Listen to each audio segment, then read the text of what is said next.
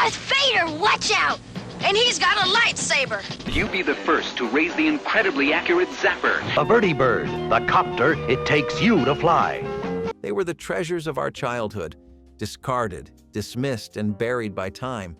Yet some of these forgotten 1980s items could now be worth a fortune if only we'd held on.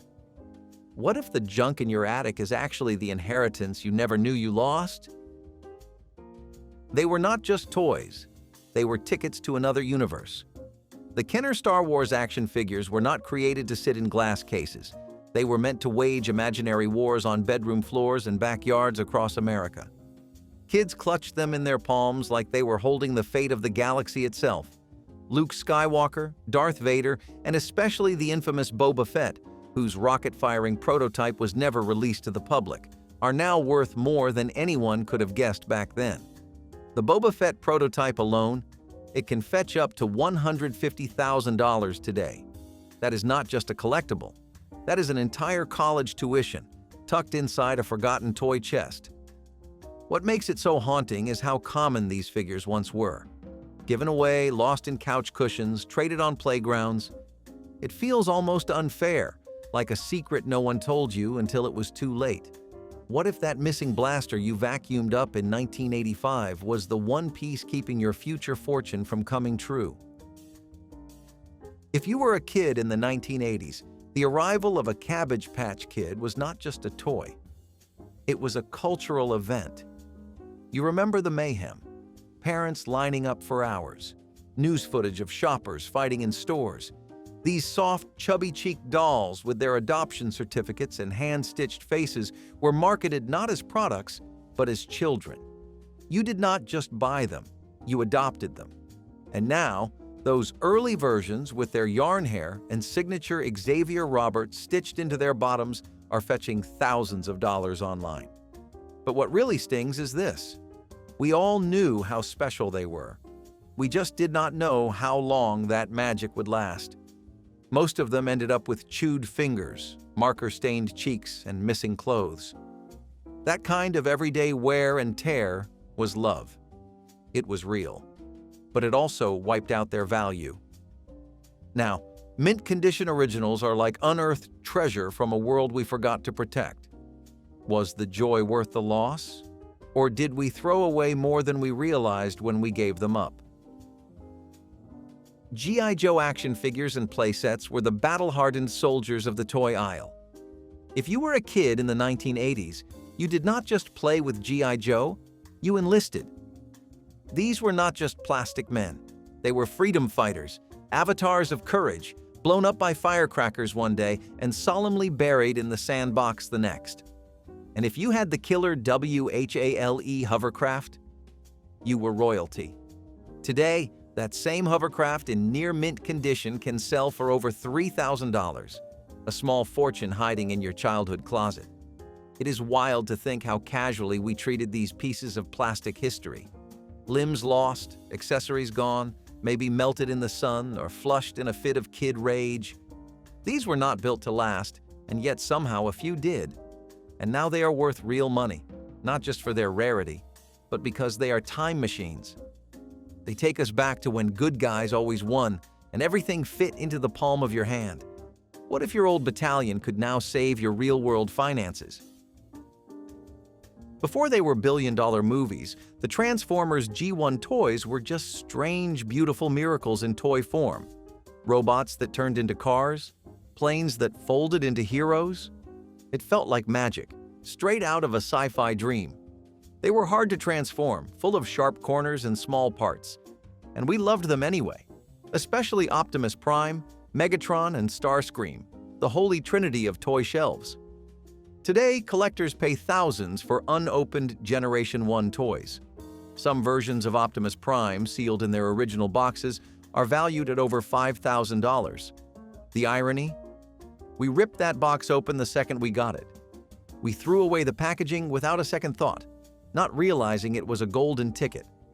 That impulsiveness was part of the charm, part of being a kid, and yet it cost us a small fortune. What does it mean when your childhood wonder is now a millionaire's collector piece? My Little Pony figures were not just toys. They were confidants, secret keepers, and daydream companions. Those pastel-colored plastic ponies with brushable manes saw more giggling secrets and imaginary tea parties than any diary ever could. They lined windowsills, galloped across kitchen tables, and soaked in bubble baths. What most people do not know is how rare certain versions are today. The original Earth ponies, the elusive mail-order ponies, and foreign variants. Some now go for over $1,000 each. Some ponies were only available through obscure catalogs or international promotions, making them unicorn-level rare.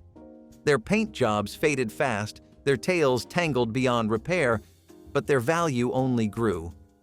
A pony with both its original hair ribbon and packaging is practically a museum piece now. The toy aisle was never meant to be a stock exchange, but here we are. Collectors will pay top dollar for a piece of that innocence, sealed in plastic. But here is the catch. Most were passed down, played to pieces, or lost in garage sales for a quarter. The collector's market is ruthless, and only pristine ponies still shine. That hits hard when you realize yours had names, stories, and handmade saddles. We gave them lives, we gave them love, but the world only rewards preservation, not play. When did love become a liability for value? The He-Man and the Masters of the Universe figures were a cultural tidal wave. Every kid with a plastic sword raised it skyward and declared they had the power, and for a moment, they really did. He-Man, Skeletor, Teela, Battle Cat, these were not just characters, they were myth, muscle-bound legends who ruled the Carpet Kingdom. And today, that very kingdom has become a gold mine. A first edition He-Man figure in good condition, still sealed, can net you over $2,000. Even minor characters like Scareglow or Faker can fetch surprising prices. Weapons, capes, and accessories are just as valuable as the figure itself. Lose one tiny shield and the value drops like a stone. There is an entire subculture of collectors hunting for just that one missing piece. In their world, a full set is not just a toy collection, it is a shrine. Castle Grayskull alone can fetch hundreds more. But most kids back then did not treat these toys like collectibles. They were heroes.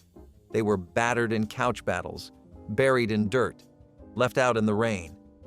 Now, collectors sift through flea markets and online auctions hoping to find a piece of that legend preserved in plastic. It makes you wonder, did we protect our dreams or play them into dust?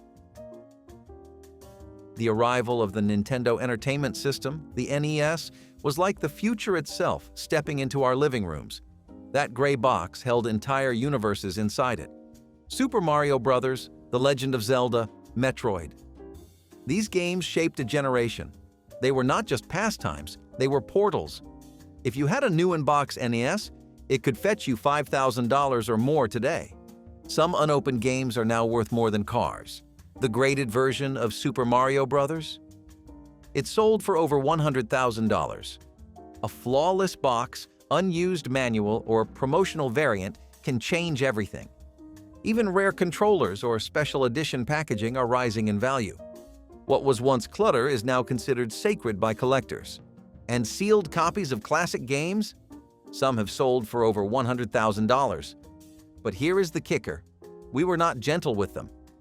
Cartridges were blown into, banged on, lent out, and often never returned. We wrote our names in Sharpie. We lost the manuals.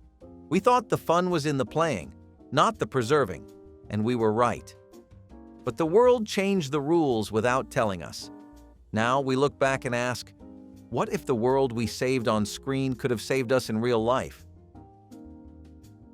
Atari 2600 games were clunky, pixelated, and absolutely magical.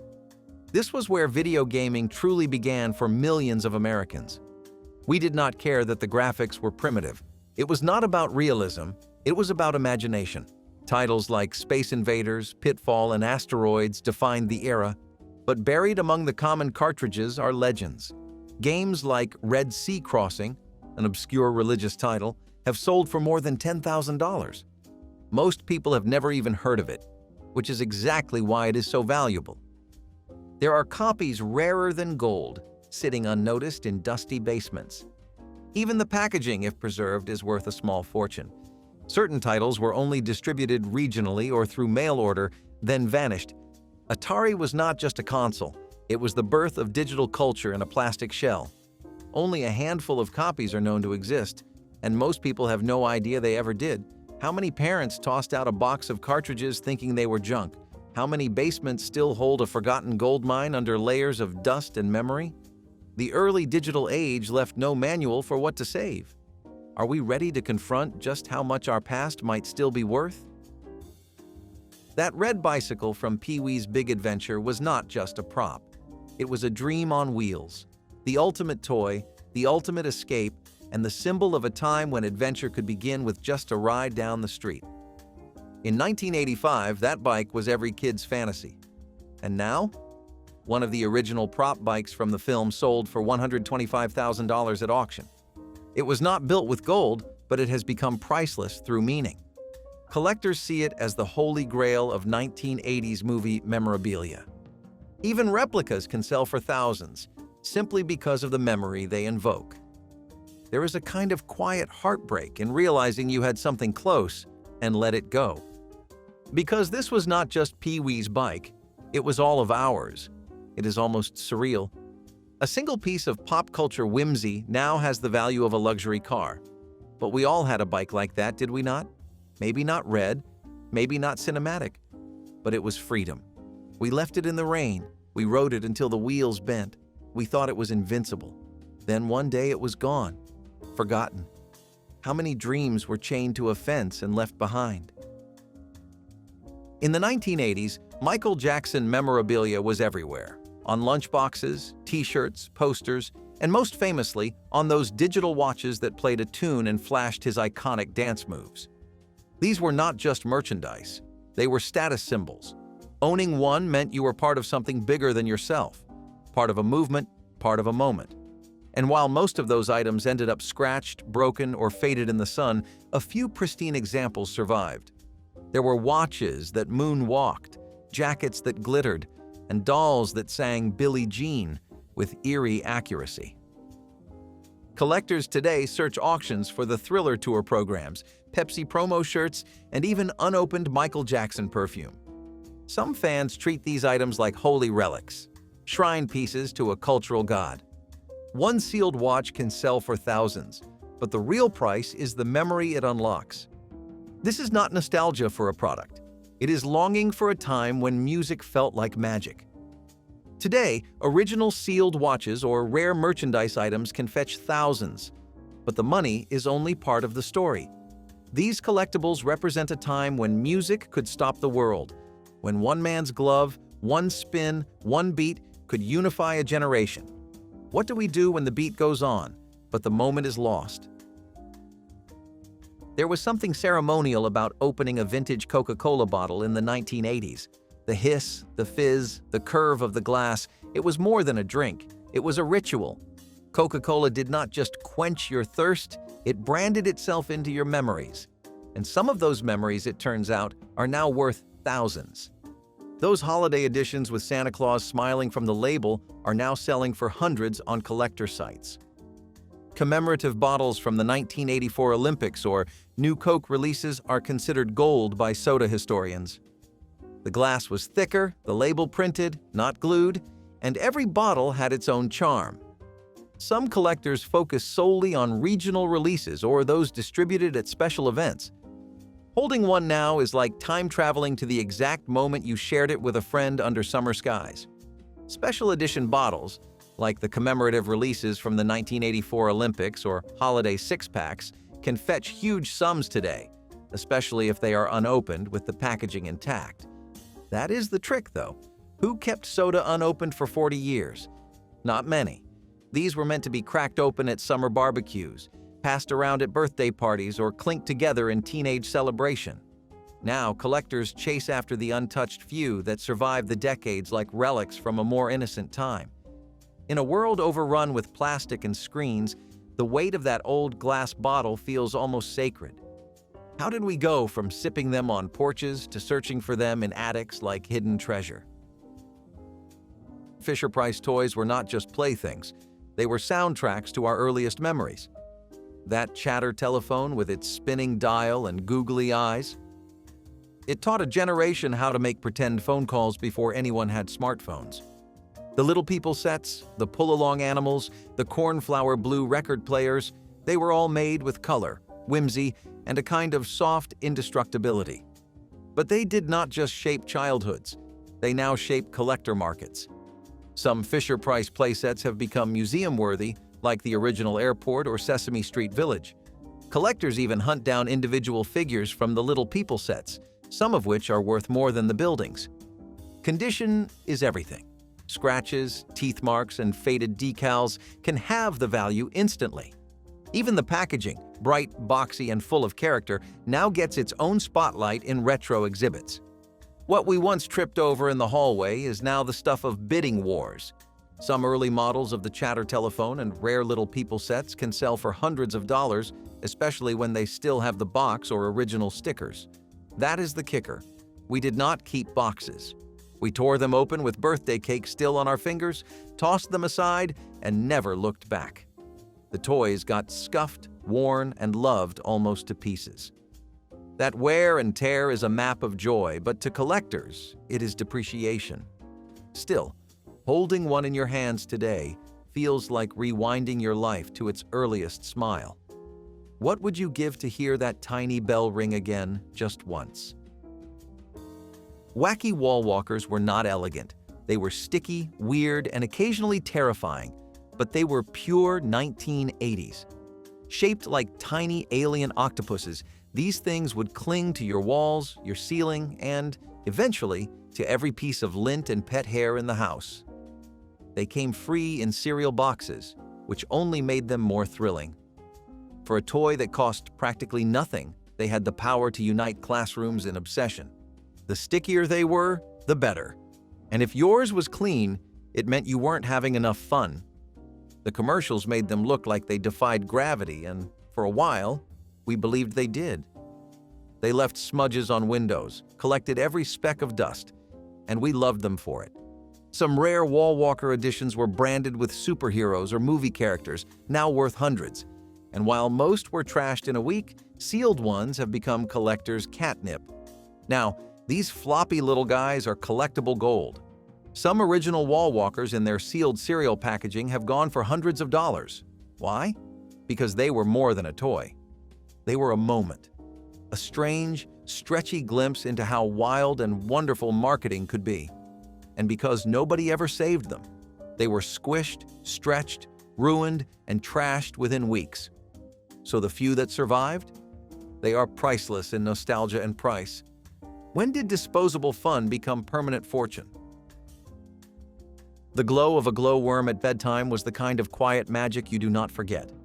Introduced in 1982, these soft, cuddly plush toys with glowing plastic faces gave a sense of calm in a world that felt big and uncertain to a child. Hug them, and they lit up. Sing to them, and they never judged. They lived under pillows, in cribs, and beside nightlights, becoming an anchor to sleep for millions of kids. The earliest glowworms had songs built into the cassette tapes they came with, tiny lullabies of comfort. They came in pajamas, themed costumes, and even holiday editions that are now rare collector items. But time was unkind. Many were chewed, washed, and stitched beyond recognition. Today, collectors search for untouched versions with their original box, lullaby tape, and instruction tag. To hold a mint glowworm now is not just nostalgic, it is healing. But the thing about glowworms? They did not age well. The electronics would fade, the fabric would tear, and slowly, quietly, they disappeared from bedrooms across the country. Today, a working, mint-condition glowworm, especially the early models, is a prized collectible. Some can fetch hundreds and limited editions even more, but the value is not just in the battery pack or plush shell, it is in what it gave, a sense of safety in the dark, a moment where fear was met with a soft glow and a smiling face.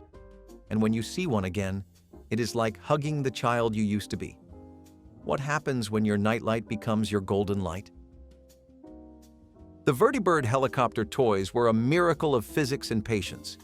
With a simple dial and a delicate tether, Kids could make a tiny helicopter spin, rise, and land with shocking precision.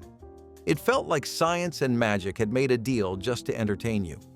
These toys, released by Mattel in the late 1970s and early 1980s, were unlike anything else at the time. They required coordination, imagination, and the kind of concentration we rarely expect from kids today. Some models came with elaborate rescue missions or aircraft carrier bases that turned bedrooms into airfields. The thrill of mastering the flight path made you feel like a pilot long before video games took over. Most of them did not last. The rotors broke. The cords snapped. The tiny plastic props went missing. That is exactly why original working Vertibird sets now go for well over $1,000. To find one in perfect shape is like finding a fossil from the golden age of analog fun. And when you pick it up, even if you never had one, it triggers a feeling of wonder that is rare in a digital world. Who knew the sound of a whirring rotor could stir the soul? Some people collect coins, others stamps. But for a special group of dreamers, 1980s Coca-Cola memorabilia was the ultimate treasure. It was everywhere: holiday six-packs, neon signs, branded yo-yos, even Christmas tree ornaments. Coca-Cola was not just a drink, it was a lifestyle. A red and white banner of Americana draped across the entire decade. Some of the most valuable pieces were promotional items never sold in stores, only handed out at events or tucked into seasonal displays. Even bottle carriers, vending machines, and delivery crates from that era are now proudly displayed in collectors' dens. And while most people drank the soda and moved on, others, whether by luck or instinct, held on to the merchandise. Today, a Coca-Cola Santa tin, a holiday bottle six-pack from 1983, or a pristine vending sign can fetch hundreds or thousands of dollars. These were not luxury items. They were grocery store giveaways and gas station perks. But time transformed them. And now, they speak of a corporate nostalgia that feels more human than most of us want to admit. When a soda brand becomes a time machine, what else have we underestimated? If you ever ripped open a pack of 1980s TV show trading cards, you know what excitement smells like. Chalky bubble gum, cheap ink, and the wild possibility of pulling your favorite character. Cards from shows like ALF, Dallas, Knight Rider, and the A-Team brought the screen to your fingertips. And now, decades later, they bring cash to your bank account, if you have the right ones. Sealed packs are rare. Some cards even came with trivia on the back, as if the characters were as real and knowable as your classmates. Holding one now can feel like flipping through a pocket-sized time capsule of primetime television. Full sets are even rarer, and condition matters. Bent corners and gum stains can ruin a card's value in a heartbeat. But even so, collectors chase them not just for profit, but for memory. They are artifacts from the only time in history when a square of cardboard could make you feel connected to your favorite fictional hero. That feeling? Priceless. Did we trade away more than cards when we let those collections go? Vintage 1980s. Stickers were childhood currency. You traded them, hoarded them, and guarded your sticker book like it held state secrets. Puffy stickers, scratch and sniffs, holographic ones that shimmered in the light. They were treasures in every sense. Entire friendships were built and broken over a glitter unicorn or a scented pizza slice. They were cheap, disposable, and mass-produced. Yet so many were lost. Some were so loved they were never stuck at all, just endlessly admired on their original backing. The smell of a grape-scented sticker still has the power to punch you in the heart with memory. Torn, peeled, stuck to notebooks, lunchboxes, and bedroom walls, never to be retrieved. That is what makes the survivors so valuable. Complete sheets from brands like Lisa Frank or Cabbage Patch Kids can go for hundreds of dollars. Some rare stickers even hit the $1,000 mark. And all it takes is one look to be transported back to a time when your biggest concern was whether someone would steal your best sticker during recess. When did we stop believing that something so small could mean so much? Before the world fit into your phone, it buzzed and blinked through vintage 1980s electronics. Boom boxes blasted music that poured into streets and bedrooms like a revolution. Handheld video games drained batteries in record time. And early personal computers, like the Commodore 64, introduced us to digital life before we knew what that even meant. These devices were big, clunky, and filled with wonder. And now, they are filled with value. A well-preserved boombox can sell for thousands. Rare handhelds like the Microvision or first-gen game and watch units fetch serious bids. And those early computers?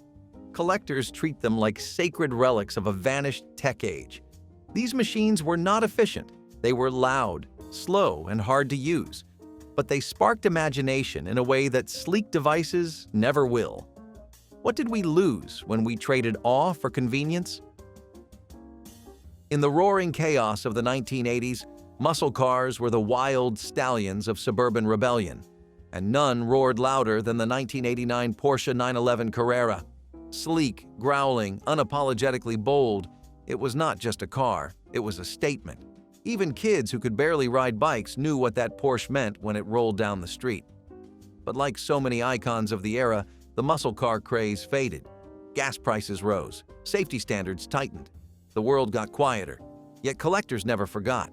And today, pristine 1980s muscle cars are skyrocketing in value. The 1989 Porsche 911 Carrera? Some go for over $100,000 now. These were not garage queens. They were driven, raced, wrecked, and rebuilt. Every dent had a story. Every oil change was a pack to keep the spirit alive. What would it feel like to get behind the wheel of your youth and find out it is worth more than you ever imagined? There was a time when the home stereo system was the crown jewel of the living room. Towering speakers, glowing receivers, equalizer sliders that looked like they could launch a spaceship. This was not just sound, it was presence, it was power. In the 1980s, owning a high-fidelity stereo system meant you respected music. You wanted to feel every beat, not just hear it. Names like Pioneer, Marantz, Technics, and Sansui ruled the airwaves and the aspirations of anyone who wanted their room to shake with every bass drop. And now, those very systems are coveted once again, not just by nostalgic collectors, but by audiophiles who swear that modern speakers can never replicate that warmth, that analog richness. Some original setups in working condition now sell for thousands of dollars. Vintage turntables alone can run hundreds. But the real value lies deeper. These systems were part of your teenage rebellion, your first dance, your late-night heartbreak. They were what you played when you needed to feel something, and somehow they felt it back. If you kept yours, or even parts of it, you might be sitting on a small fortune. But if you did not, ask yourself this: when did we stop listening and start just hearing?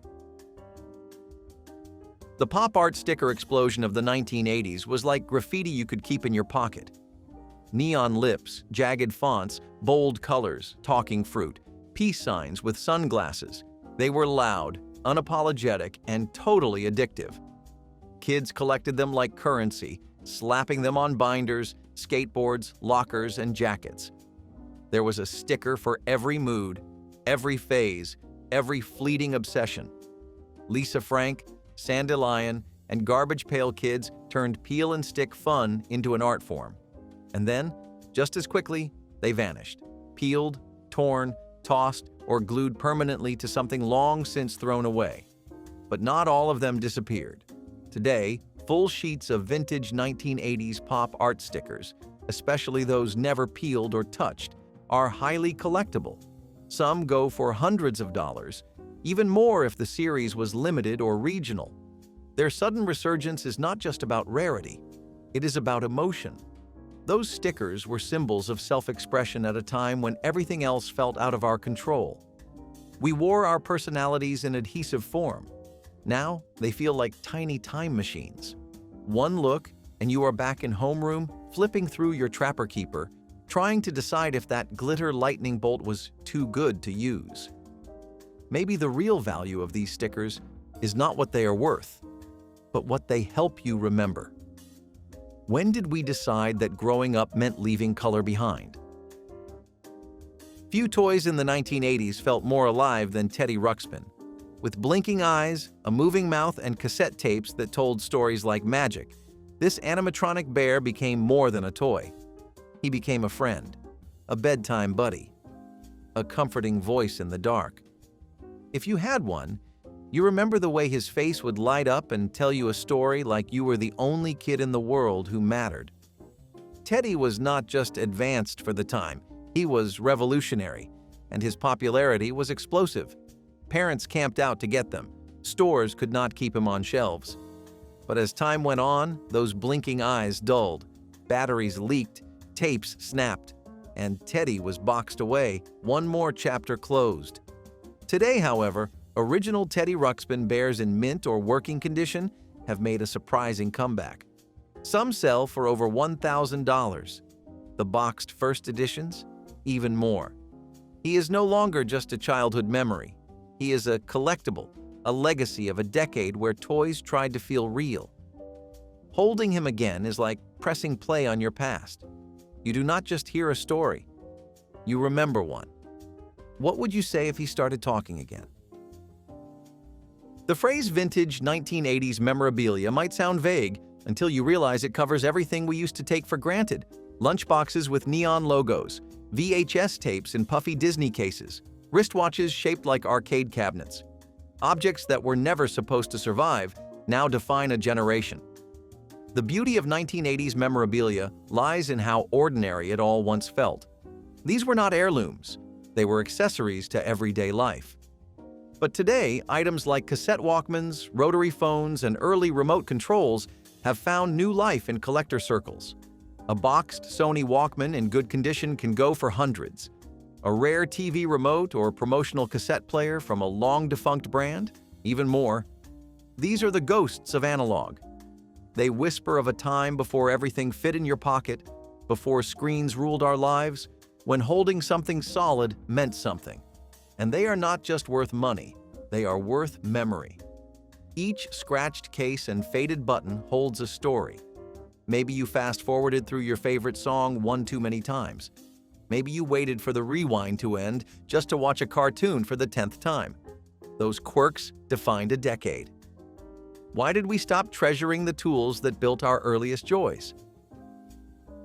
Pop culture in the 1980s was not just something you watched, it was something you lived. And sometimes you wore it. You strapped it to your wrist. Enter the Michael Jackson digital watch, a round, mint-condition relic featuring the king of pop himself, dancing in pixel form beneath a glowing red screen. These watches were not just accessories, they were declarations. If you had one, you were not just a fan. You were part of something global, a moonwalking nation bound by music and magic. These watches were sold in department stores, grocery chains, even gas stations. They were affordable, common, disposable, which is why so few survive in pristine condition. Today, a working Michael Jackson watch from the 1980s can sell for hundreds, or more if sealed in original packaging. But this goes deeper than celebrity nostalgia. It is about the power of icons, about the way one artist, one image, one tiny gadget could wrap itself around your wrist and remind you daily that greatness was possible. These watches tell time, sure, but more than that, they tell your time, your era, your story. How many memories does it take to turn plastic into gold? You did not carry a boombox to blend in, you carried it to be seen, to be heard, to be known. In the 1980s, walking down the street with a blaring stereo perched on your shoulder was a symbol of pride and wealth. The bigger the box, the deeper the bass, and the louder your life became. Boomboxes were not cheap, not the real ones. The kind with dual cassette decks, graphic equalizers, and speakers so powerful they rattled windows. Owning one of those meant your family had money, or at least wanted everyone to think they did. And that was enough. You played the hits. You made your own mixtapes. You turned street corners into concerts. At parks, house parties, and schoolyards, your boombox did the talking before you even opened your mouth. It told the world you had taste, style, swagger, and maybe just a little extra spending money. Even when your arms ached from carrying it, you did not put it down. You wore that volume like a crown. What did we lose when the music went inward and the world stopped dancing to the sound of someone else's joy? The Philco Predicta television looked like it belonged in a spaceship, not a living room. Its bold design, featuring a separate swivel screen perched atop a futuristic base, turned heads the moment it arrived in 1958. This was not just a television. This was the future. The Predicta came in a range of pastel colors, with names like Holiday and Pedestal. It was slim, sleek, and shockingly modern in a time when televisions still looked like wooden trunks. For the first time, you could turn the screen without moving the entire cabinet. It was clever. It was playful. It made you feel like tomorrow had already arrived. But the beauty came at a price. Technicians hated servicing it. Components wore out quickly. Still, families loved it. They gathered around it, cross-legged on shag rugs, watching black and white broadcasts with wide eyes. It made television magical. Not background noise, not distraction. Magic. But magic is fragile. And soon, newer sets with fewer quirks replaced it. The Predicta faded into memory, too strange for the mainstream, too delicate for time. Now it lives in vintage stores and collectors' basements, quietly glowing with nostalgia. How did the most visionary television of its era become a footnote in history? Operation was not just a game, it was a test of nerves. Released by Milton Bradley in 1965, this battery-operated board game turned you into a surgeon, operating on a cartoonish patient named Cavity Sam. He lay there in his hospital gown, wide-eyed and helpless, with little cavities holding ailments like a funny bone, a wishbone, or a Charlie horse. The goal? Use tweezers to remove each piece without touching the metal edges of the cavity. If you slipped even slightly, the board buzzed loudly and Sam's red nose lit up. That buzz? It haunted dreams. Kids would wince, laugh, and shout all at once. The challenge was as much about steady hands as it was about keeping calm under pressure. Operation was competitive, silly, and oddly tense. You might remember tilting the board to cheat or holding your breath during a particularly tricky extraction. It was often pulled out during family game night, and even adults found themselves sweating over the tiny butterfly in the stomach. Operation was more than a toy. It was an experience, a rite of passage, and the first time many kids learned that success sometimes comes down to keeping a steady hand. Saturday mornings were sacred. You rolled out of bed in your pajamas, poured a sugary mountain of cereal, and turned on the television like it was a portal to another world. And what greeted you? Magic. Pure animated magic. Shows like He-Man, Transformers, DuckTales, and the Smurfs made those few hours feel like a festival of joy. These were not just cartoons, they were lifelines. The stories were bold, the heroes fearless, and the villains just scary enough to make victory feel earned. You learned about justice from turtles in bandanas, loyalty from robotic cars, and friendship from ponies with glittering eyes. Commercial breaks were an art form. The toys matched the shows, and the shows matched your dreams. This was marketing fused with myth-making, and we loved every second. Your parents saw it as noise, but you knew better. It was a weekly escape from school, chores, and whatever sadness the week might have brought. Those mornings felt endless, like time itself was bending in your favor. The television glowed with color and hope. And as the final credits rolled and the sun climbed higher, you held on to those last cartoon moments like a secret handshake only kids understood. G.I. Joe changed everything the moment he marched onto toy shelves in 1964. Marketed not as a doll, but as an action figure, he offered boys the same kind of character-driven play that girls had with Barbie, but with a combat boot twist. The original 12-inch figure came with a military uniform, dog tags, and enough flexibility to strike a pose or take a fall. Kids could swap out his gear, helmets, rifles, backpacks, even scuba suits, and send him off on missions across the living room or backyard battlefield. It was the height of the Cold War, and Joe reflected that tension, but filtered through a child's sense of adventure. Over time, he evolved into a whole universe of characters, vehicles, and storylines. But those first editions were pure, iconic, and endlessly played with. G.I. Joe was a soldier, a sailor, an adventurer. He climbed trees, dove into mud puddles, and slept in shoebox barracks. For many boys growing up in the 1960s, he was the first toy that truly felt like theirs. He was more than plastic. He was valor, imagination, and action rolled into one heroic pose. And every kid who owned one remembers how it felt to gear him up for battle. The cookie press was a piece of holiday magic that turned dough into art with nothing but a squeeze. With its interchangeable metal discs and ratchet-style handle, it could create dozens of perfect cookies in seconds, each one shaped like a flower, star, or tree. It was especially popular during the holiday season, when kitchens smelled of cinnamon and vanilla, and the radio played old Christmas tunes. The press made baking feel like a celebration. Kids would fight over who got to press the dough, and every batch felt like a tiny miracle. No rolling pin, no cookie cutter. Just one graceful push, and a perfect cookie appeared. The dough was usually soft and buttery, flavored with almond or lemon, and finished with a dusting of sugar or colored sprinkles. The cookie press was about more than efficiency. It was about beauty.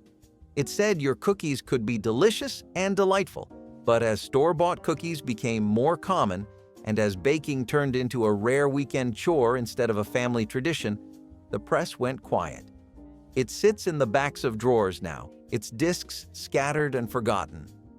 But for those who remember, it was a joy machine. When did we stop making food that felt like play? If your family took regular vacations to Disney World in the 1980s, you were not just lucky, you were wealthy. Plane tickets, hotel stays, park admission, overpriced snacks, and souvenirs added up fast. For most people, a trip to Disney was a once-in-a-lifetime dream. But for others, it was a tradition, a summer ritual, a brag, getting on that monorail, meeting Mickey Mouse, eating ice cream shaped like a cartoon head while fireworks exploded overhead. That was not just childhood joy, it was financial proof. It meant your parents had good jobs. It meant they got paid vacation days. It meant you had time and money to spare.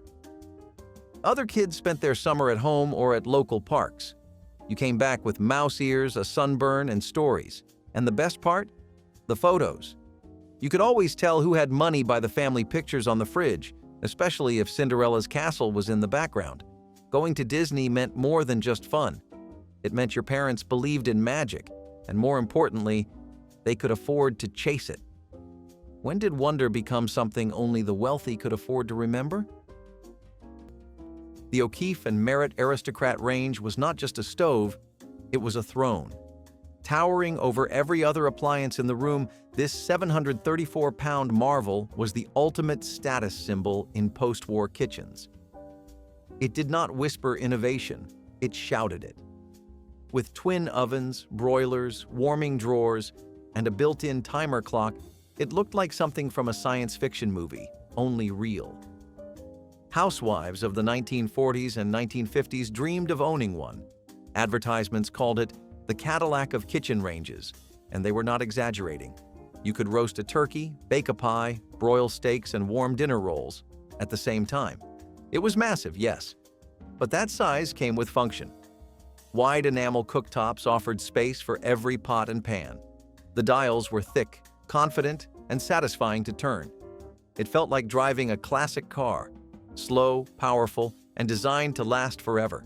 But time moves fast, kitchens shrank, stainless steel arrived, and the Aristocrat, once a dream, became too heavy, too large, too old-fashioned.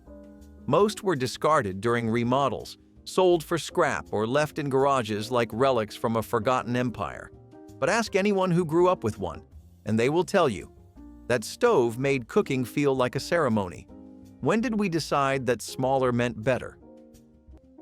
Corgi toys were more than just cars. They were miniature masterpieces.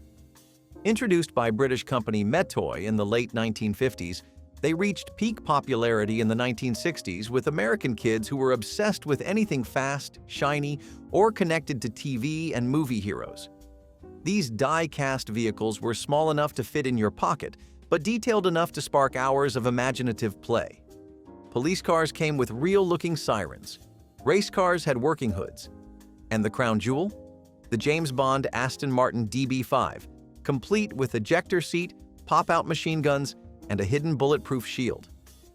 For kids growing up in the 1960s, it was the coolest thing you could own. Movie magic shrunk down and placed in your palm. Corgi cars raced across kitchen floors, crashed down backyard driveways, and survived countless shoebox battles. They felt heavier than Hot Wheels, sturdier than Matchbox, and somehow more real.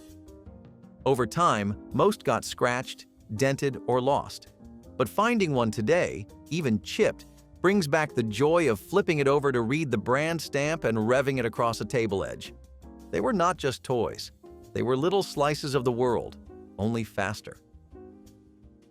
They were not just actors. They were a reflection in the mirror of every teenager who ever felt lost, loud, or completely misunderstood. The Brat Pack did not invent high school drama, but they made it feel real, electric, and terrifyingly close to home.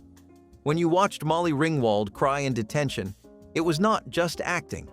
It was every hallway humiliation, every awkward crush, and every secret you thought nobody else could possibly understand. John Hughes gave them the scripts, but it was the actors, Emilio Estevez, Judd Nelson, Ali Sheedy, Anthony Michael Hall, who gave the 80s its voice. These films did not just entertain, they defined. The Breakfast Club was not a movie, it was a therapy session. 16 Candles felt like a personal diary read aloud. Pretty in Pink asked whether love could survive cliques in class. They gave heart to rebellion, soul to sarcasm, and face to the faceless. The Brat Pack were not perfect, but they were ours. Messy, funny, fragile, and unforgettable. Their films dared to be earnest in a time of cynicism and cool, and decades later, they still feel like a warm letter from your teenage self, sealed in a VHS case, waiting to be remembered. If your parents owned a Cadillac Eldorado or a Lincoln Continental in the 1980s, they were not just driving a car, they were driving a dream. These cars were not just transportation, they were statements made of chrome and leather. You could hear one before you saw it. The engine hummed with authority, and when that long, shining nose rolled around the corner, jaws dropped. Inside, it was like a private lounge, cushioned seats, wood-paneled details, that unmistakable Cadillac or Lincoln emblem right in the center of the steering wheel, like a crown. When the doors shut, it felt like stepping into another world, quiet, insulated, important. Kids leaned into the windows for a better look, wondering what it felt like to ride inside. Even the smell, leather and polish, made you feel like your family had made it. Owning one of these meant you had arrived, or at least wanted the world to think you had. It was not subtle. It was grand, bold, powerful. You could fit a family of 5 and still stretch your legs. And those tiny opera lights on the sides? Pure drama, pure luxury. It was not just a vehicle, it was an experience. Whether you were heading to a family gathering or pulling into the drive-thru, people watched. They knew you had money, or at least enough to fake it well. How did we go from grand land yachts to silent electric cars that no one even turns their head to see? Jell-O molds were not just recipes, they were performances. In the 1950s and 1960s, these shimmering towers of gelatin were the pride of dinner tables and potlucks alike. Suspended inside were slices of fruit, vegetables, nuts, and sometimes even meats, frozen in mid-dance by the wobble of lemon or lime gelatin. The molds themselves were often metal, shaped like flowers, domes, or decorative rings. Housewives practiced their releases with reverence, praying the mold would slide out cleanly with a satisfying thwack. The result? A glossy, surreal centerpiece. Guests gasped, children poked. Recipes were passed from neighbor to neighbor, each claiming their version was best. But these creations were not just about looks. Jell-O was cheap, shelf-stable, and forgiving. It let families stretch their ingredients during lean times. It made leftovers glamorous, and it brought a little joy to a time when people needed something bright and strange and wonderful. Eventually, tastes changed. Molds disappeared into cabinets. Jell-O became a snack cup. But for decades, it was art, it was pride, and it was love in a ring-shaped dish. When did we stop celebrating the food that made us smile before it ever touched our lips? Barrel of Monkeys was proof that the simplest ideas can last the longest. Released in 1965, the game came in a bright plastic barrel filled with plastic monkeys that linked together by their arms. That was it. No batteries, no board, no setup time. Just spill the monkeys and try to link as many as you could without dropping the chain. It was harder than it looked. The curved arms never seemed to hook just right, and one wrong move could send your whole line tumbling. But when you did it, when you made it past 10 or 15 monkeys, it felt like a small miracle. Kids would challenge each other to beat their records, dump and restart over and over, totally absorbed. The monkeys themselves were colorful, cheerful, and perfectly palm-sized. The game traveled well. It lived in car glove boxes, grandma's house drawers, and birthday party goodie bags. Decades later, the design remains almost unchanged, which says something about how right they got it the first time. Before screens took over fidget time, there was just you, a barrel, and 24 tiny monkeys daring you to beat your best. No one was ready. Not the music industry, not the public, not even the moon, which he would soon walk across.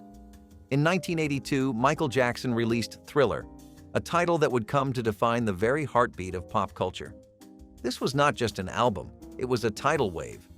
Every track felt like it could carry its own legacy, but it was the music video, the short film really, that sent shockwaves through every living room in America. Red leather jackets, ghoulish dance moves, Vincent Price's eerie monologue echoing into a generation's dreams. It was scary. It was sexy. It was genius. Thriller redefined what a pop star could be. Michael was no longer just a singer. He was a world builder, a visual storyteller, a phenomenon. He shattered racial barriers on MTV, igniting a cultural shift that went beyond music. Parents, kids, teens, grandmothers, everyone danced, everyone watched. Thriller became a global obsession, and suddenly Halloween had a new anthem: the glove, the lean, the laugh. It was not just entertainment, it was an event. To be alive in the 80s was to live in the shadow of Thriller. And to this day, nothing has ever moved quite like it. Before streaming, before DVDs, even before DVDs were an idea, there was the Laserdisc. It looked like a record and gleamed like a mirror. It was bulky, awkward, and incredibly expensive. And if you had one in the 1980s, you were rich. No question. Laserdiscs were sold as the ultimate movie experience. Better resolution, crisper sound, fancy menus.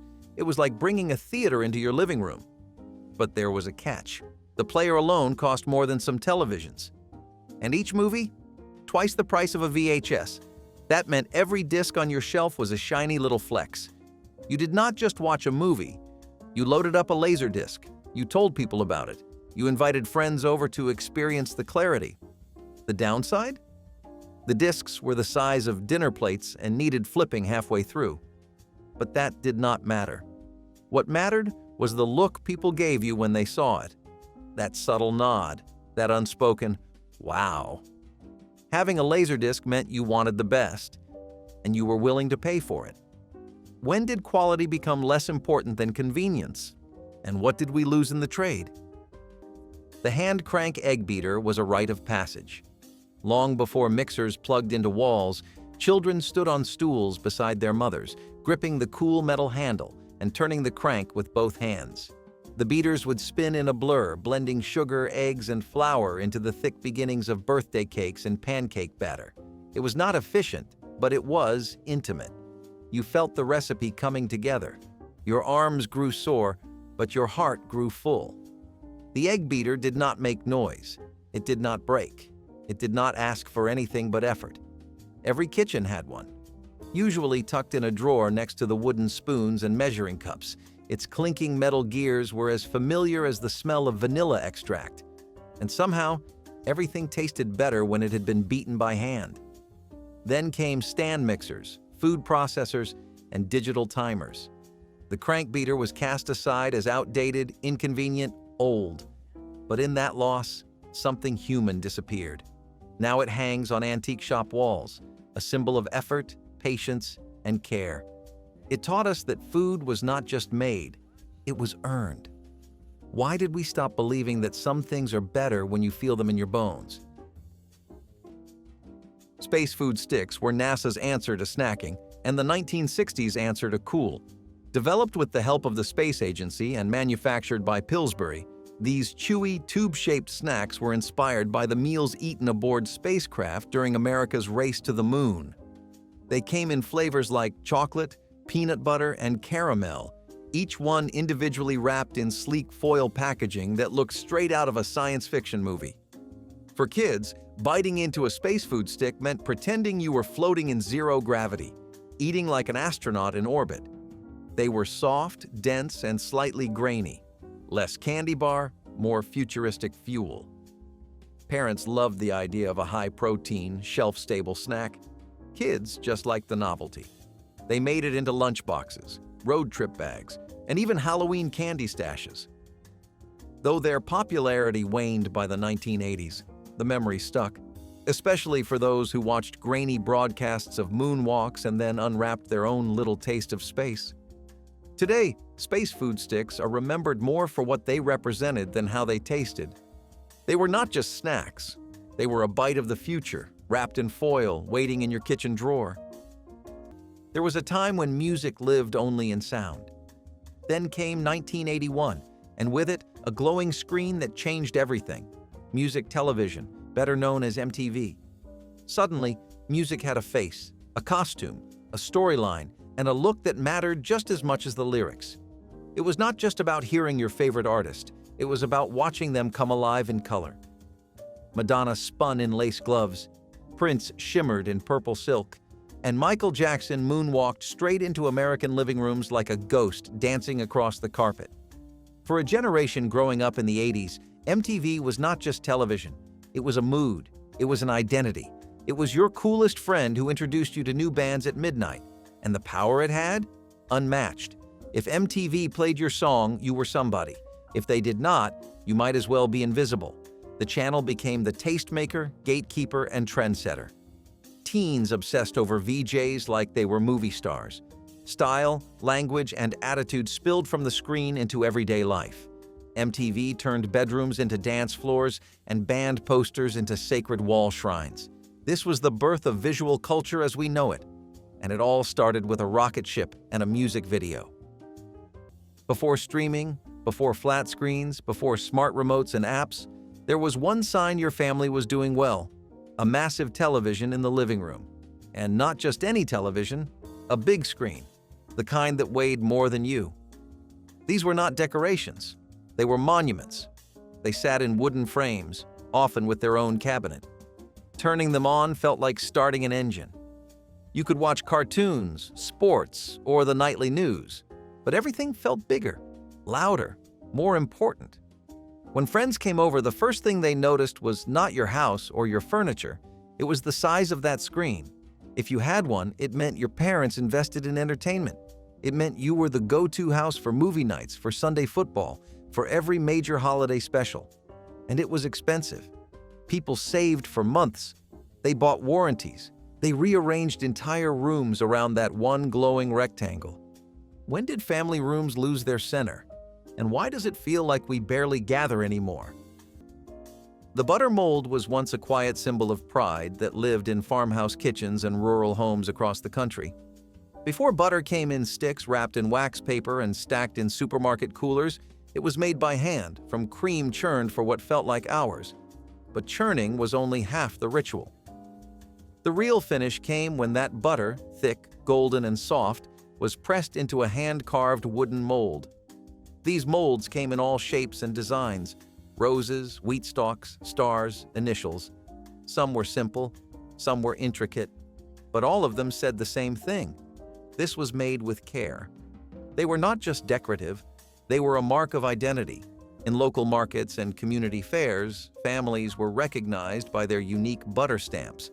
It was not branding, it was heritage, a kind of craftsmanship that was passed down like a recipe. Butter molds were rinsed, dried, and stored in the coolest cupboard. They were cleaned with a toothbrush, handled like treasure. Today, you will find them dusty on antique shelves, mistaken for cookie presses or quaint kitchen decor. But they were never just for show. They were the final touch to a process that took time, patience, and love. When did we stop honoring the beauty in what we used to make by hand? The butter mold was once a quiet symbol of pride that lived in farmhouse kitchens and rural homes across the country. Before butter came in sticks wrapped in wax paper and stacked in supermarket coolers, it was made by hand, from cream churned for what felt like hours. But churning was only half the ritual. The real finish came when that butter, thick, golden, and soft, was pressed into a hand-carved wooden mold. These molds came in all shapes and designs: roses, wheat stalks, stars, initials. Some were simple, some were intricate, but all of them said the same thing. This was made with care. They were not just decorative, they were a mark of identity. In local markets and community fairs, families were recognized by their unique butter stamps. It was not branding, it was heritage, a kind of craftsmanship that was passed down like a recipe. Butter molds were rinsed, dried, and stored in the coolest cupboard. They were cleaned with a toothbrush, handled like treasure. Today, you will find them dusty on antique shelves, mistaken for cookie presses or quaint kitchen decor. But they were never just for show. They were the final touch to a process that took time, patience, and love. When did we stop honoring the beauty in what we used to make by hand? If one of these forgotten treasures sparked a memory, drop what you still have in the comments, smash that like button, and subscribe so the past never slips by you again.